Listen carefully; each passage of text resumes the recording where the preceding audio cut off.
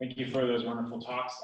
Like we did in the previous sessions, I'll ask Melena and then George the one take-home point of all the wonderful things you brought to attention that you want this audience to remember. Your pet peeve or a teaching point. Fun. Oh, I think for me, the probably the main take-home point is screening, because there's such a high risk in the chronic pancreatitis population. So remember to consider diabetes, screen for diabetes. George, your one take-home point. Endotherapy is not for all patients with acute or chronic pancreatitis. We have to be very thoughtful, use our judgment, and we also need better studies to actually make sure that these procedures work. And I'm very excited that there are studies these days, both the SVI trial and the SAR trial, that they are actually funded by the NIDDK. So we're right now practicing and doing research at great times that we have this opportunity to do these studies that will give us the answers we want. We'll take a few minutes. I know we're over time, but we'll take a few minutes for some questions. So thank you both for an excellent session. Kind of a perfect day, way to wrap the day up. So I do have a comment for Melena and the question. Really, the comment is following up on your recommendations for screening. The small case series that we looked at really mirrored results from adult published studies of acute pancreatitis. So post-acute pancreatitis, think about screening your patients. And the ones that are really higher at risk are the ones who, out of the blue, could be their first attack or second attack. They don't have chronic yet. Require insulin management during the acute episode. Those are patients keep an eye on and screen them. We still don't know what's the perfect timing yet, but maybe at least 1 year after the episode, they might develop diabetes. Necrosis during an attack, keep an eye on them as well. And then some CFTR-related variants, and that's still like fresh, not fully packaged. Now, the question is more or less related to, do you struggle, because it's kind of not an ICD-10 code yet, do you struggle, and I wonder about your experience, with insulin pumps or continuous glucose monitors approved for these patients pre or post-surgical? Because we struggle quite a bit. Yeah. So the main setting where we're using insulin pumps is post-total pancreatectomy with pilot auto-transplant or total pancreatectomy alone. And I used to actually code those as type 1 to get pump approval. And for whatever reason, it seems like I can use, there is a ICD-10 for pancreatic resection.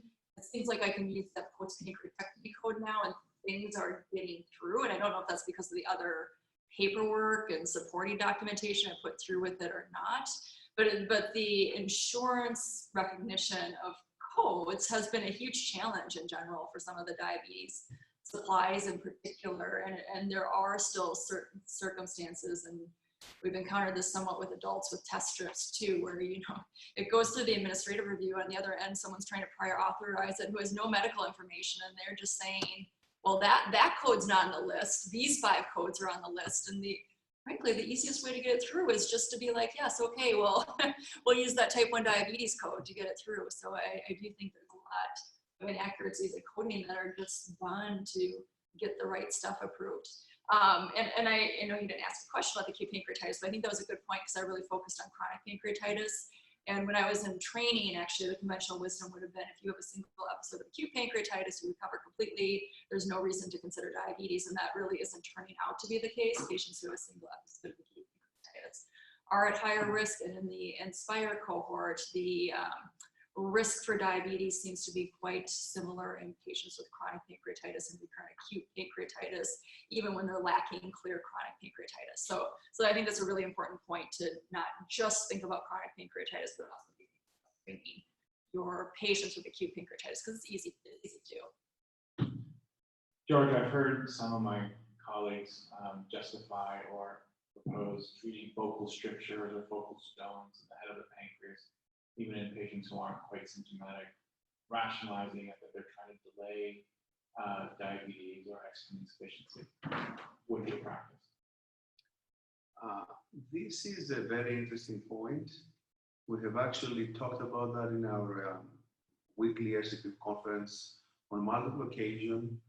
Our practice is we do not treat asymptomatic or minimally symptomatic chronic pancreatitis patients based on the imaging or based on an assumption that they might get diabetes faster, because right now we do not have any good data to support that.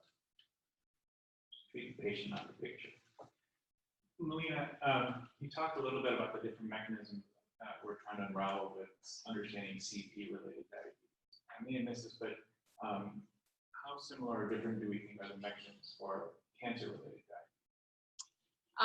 Yeah, I didn't really get into pancreatic cancer diabetes, and to some extent that's different. There's thought to be some circulating factors related to the cancer itself that may induce diabetes. So patients with pancreatic cancer seem to have a risk for diabetes that is greater than what you would expect for the invasion of the tumor. And I don't actually personally do a lot of research in that area, so I'm not always the best source for the latest data on that, but I think that is a bit of a different setting, even though that terminology gets grouped together in terms of type 3C diabetes. It tends to get grouped together, but I do think those are two different mechanisms largely.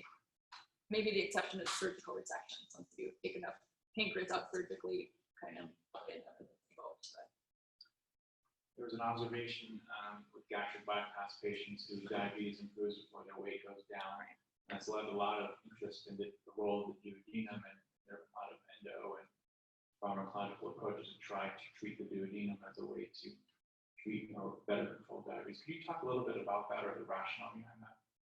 Yeah, well, and part of the thought on that too is the enteroendocrine system of the gut, and that by changing the gut physiology and how nutrients get sent to the gut, that some of those changes in the hormones may have beneficial effects before weight loss, and that has been seen that diabetes remission seems to occur post gastric bypass before the weight loss before it actually occurs. Any other questions or comments? Okay, well, thank you very much.